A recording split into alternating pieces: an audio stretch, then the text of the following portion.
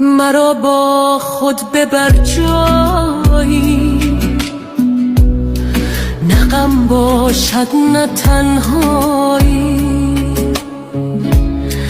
نه زخمی از زبان کس، نه زهر تلخ رسوایی. مرا با خود ببر جایی، نباشد مرز و دیواری، ببر با خود دیار عشق به شهر شور و شیدایی. نگاهم میدانی برای چی دیگران تو را قدر نمی کنند؟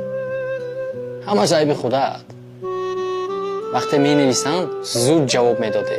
یکمی شده تو می نویستی، وقتت رو دریغ نمی داشتی، غیبت نمی کردی، خیانت نمی کردی، با وفا بودی و دائم کمک می کردی.